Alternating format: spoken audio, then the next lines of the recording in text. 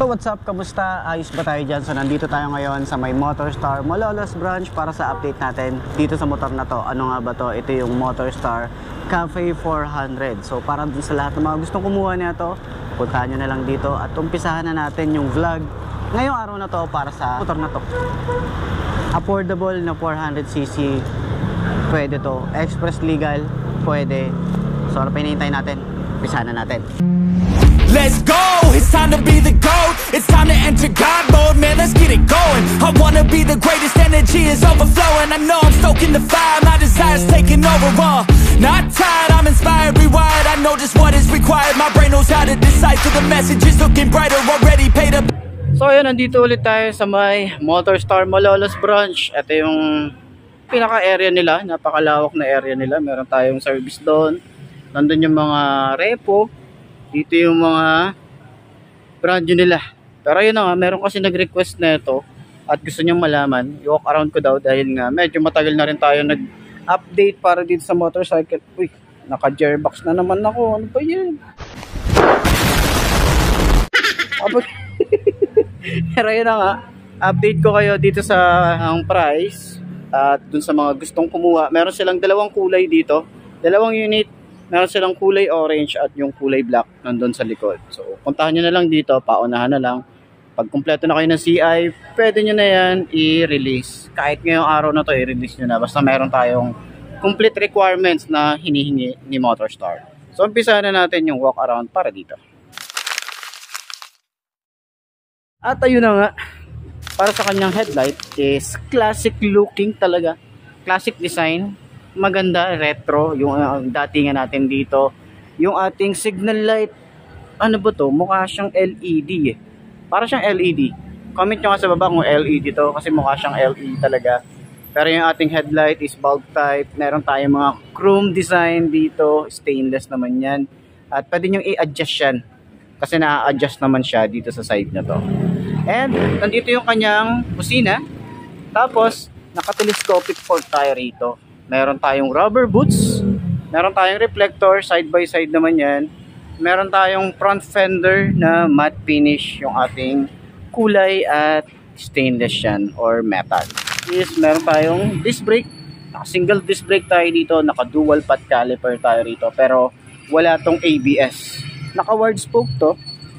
Ang kanyang tires dito ay naka-Kenda, yung ating tires or yung brand niya. At yung ating size dito is 190 by 19. Ayan. Yung ating fuel, ayan, malaki talaga siya. Tsaka mabigat yung motorcycle. Trinay natin iusad dito. Pero hindi natin masyadong mausad kasi mabigat talaga siya. Tapos malaki din yung ating fuel tank capacity rito. Pwede na to para sa 400cc. So legal nga pala to sa expressway. Okay, so yung style niya rito, meron tayong ibon. Ayan. May Motorstar na logo.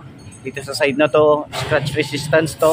Tsaka relax din to para sa ating tuhod. Ayan. And yung ating carb. Tapos, carb type nga pala to.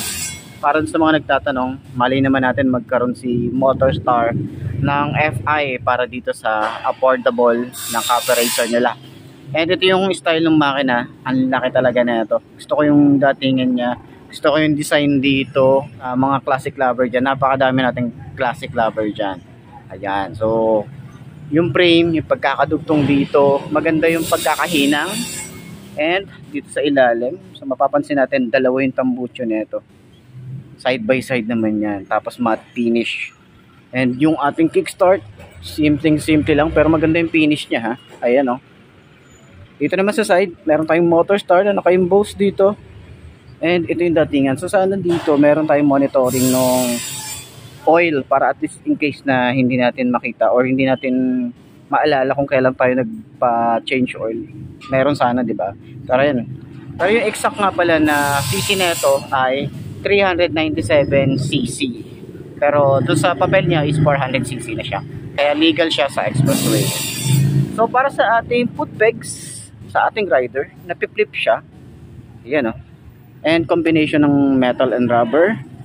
Yung ating rear brake pedal dito, smooth lang din. Malapad yung ating tapakan dito. Yung frame nga pala niya, ayan o, kita naman natin eh. Yun o. Tapos yung foot pegs para sa angkas. So, pwede rin kayo mag-angkas dito. Diba? Mga pampogi yung datingan. Pwede kayo mag-angkas dito. Yung iba kasing 400cc or mga ganitong itsura or mga bobber, yes, isa lang talaga yung upuan. Pero ayun na nga. Ito yung itsura niya. So pwede nyo tanggalin kung ayaw nyo mag-angkas. Kung ayaw ni misis na may angkas kayo, pwede nyo tanggalin yung itong metal na nandito. Ayan, yung bracket na to. So, yung kanyang swing arm, ayan, malapad din yung ating swing arm dito. Tsura nga pala ng tambucho, ayan yung datingan niya.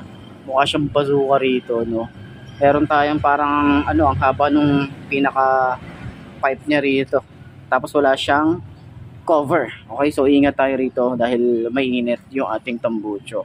So, sa likod, naka-drum brake tayo, naka-word spoke din. So, ang ganda rin nung style nung ano niya, word spoke niya rito. Para siyang naka-tubeless na rin. Pero tube type, itong ano niya, yung tires niya.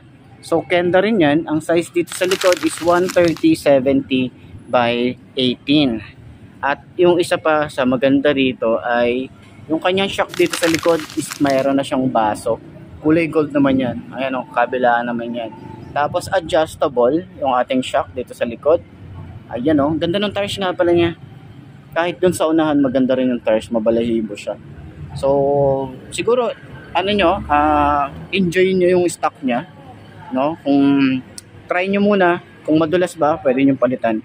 Kasi isa sa mga ina-upgrade talaga is yung stock tires ng ating motorcycle. Pero para sa akin, sa stock, all goods din eh. Tsaka maganda rin yung tires niya, yung brand niya, Kenda eh. And sa ano niya, sa bracket, ayan o, wala masyadong ano rito, hawakan, para in case na aangkas ka, wala kang masyadong, or walang grab bar. Ito na kasi yung pinaka-bracket niya eh. Pero mas mainam kung nakahawak tayo sa rider. Yan, mas okay yun. So ating signal light, same nga pala nung style. Para siyang LED. Ayan o, kita nyo ba? Mukha siyang LED. Tsaka bullet type. Malaki lang.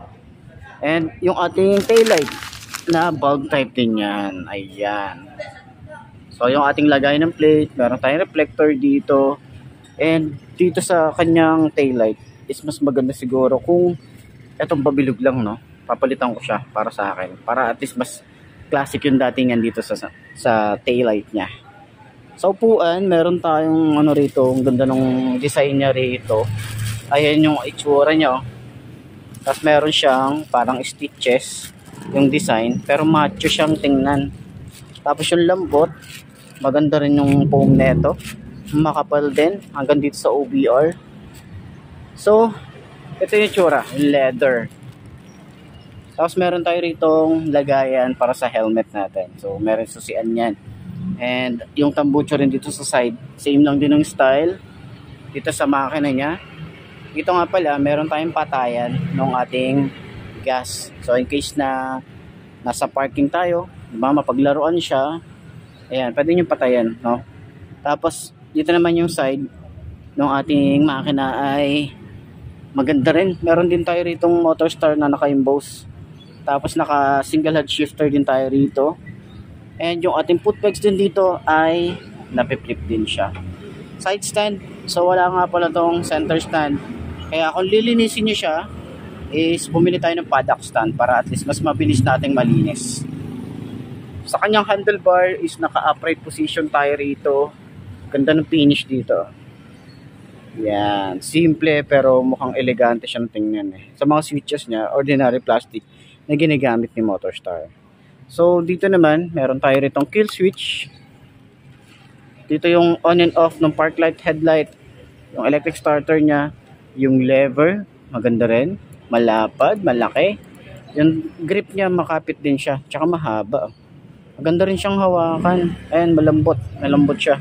And yung pinaka-throttle niya, napakababaw. Ayan na yun. Ayan yung pinaka-sagad na throttle niya. Dito naman sa side, yung clutch is meron tayong tape dito. Hindi natin masyadong mapipiga pero mukhang smooth naman siya. Ayan. May rubber din tayo rito. Protector sa ating wire. Choke. Dito naman, yung kanyang flasher. Dito, high and low. Signal light. Busina. Ayan. So sa kanyang panel gauge na naka analog type tayo rito, tapos round style naman yung datingan niya.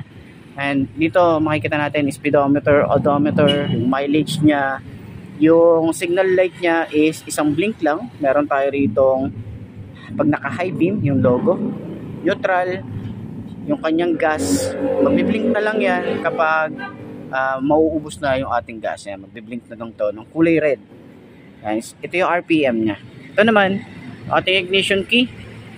Then sana rito madagdagan siya na built-in hazard, madagdagan siya ng USB port, kasi halos karamihan na nakikita nating classic na bike is meron siyang USB port. So dagdag 'yon, no? Dagdag pogi 'yon. So ito nga pala yung susi. Ayan, yan yung susi. Napakasimple lang din. So sakyan natin yung motorcycle para at least sa mga 5 to na kagaya ko na gustong bumili nito, check natin, mukhang abot naman natin. Pwede naman natin ipa-adjust yung shock nito. Pa-adjust na lang din natin yung shock sa harap para in case na nagpa-adjust kayo doon, kailangan pantay, balance yung adjustment ng shock. Okay? So sakyan natin para at least malaman natin yung height natin. I know just what is required. My brain knows how to decipher the messages. Looking brighter, already paid up the piper. My game is getting much tighter. I feel my body on fire. Now it's game time. All the practice to prepare for this main time. I could do anything, that's my baseline. Go ahead and do you, I'ma make mine. You gon' read me in the headlines. Always go up, I don't know a decline. On the glow up, getting better with time. Yeah, I'm about to hit my prime. The air is filled up with suspense. So ayan, naka side stand naman na siya. So try nating sakyan, no? Ang pogi ng motor na to eh. So naghahanap kayo ng 400cc na talagang affordable, express legal, pwede to. Try nating sakyan. Yeah. Ganyan. So ganyan itsura natin. Ang ganda nung kanyang foam. Gusto ko yung foam niya. Sobrang lambot. Pero hindi natin matatayo kasi hindi ko siya abot. 5'2" yung aking height, pero ganyan na itsura natin dito. Pero pwede natin siyang turning radius niya. Ayan. Hindi siya ganun kalawak kasi syempre big bike to. Hindi siya, yung mga pang big bike talaga, hirap talaga na maneuver, no? Lalo na kung mag-U-turn tayo, kailangan natin ng space na malaking area para makapag-U-turn tayo, or kailangan natin bumaba tapos maneuver natin. Okay? So ayan na nga, maganda yung foam. Tapos ang ano rito, pag long ride ka, ano siya, hindi siyang wet, hindi ka nakasubsob, hindi ka nakaganon. Ano lang siya, naka-upright position tayo rito. So kung mga relax lang, 'di ba? Tapos ganyan yung datingan natin, pogi din, no? So gusto ko yung foam, gusto ko yung approach nung foam niya rito, tapos yung side dito hindi talaga siya magagasgasan kasi nga ito yung madalas na talagang dumidikit yung tuhod natin. So ayan, diba? So sa lahat ng mga gustong kumuha dito sa Motorstar Malolos branch, meron silang available na dalawang unit, itong kulay orange at yung kulay black. So puntahan nyo na lang dito, inquire na lang kayo. Pinakita ko naman na yung address tsaka yung contact number nung motorcycle dito sa branch na to, itong Motorstar. So ayun, ayos na ayos siya.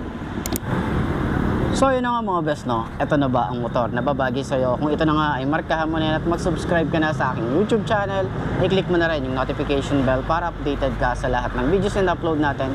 Dito araw-araw sila, laging tatandaan, wala sa brand ng motor ang itatagal niyan, kundi na sa pag-aalaga mo yan, tatagal yan, ayos na ayos yan. So kita ka na lang ulit tayo bukas. I'm Mark D. Ciao. Maraming salamat sa inyo. Bye-bye.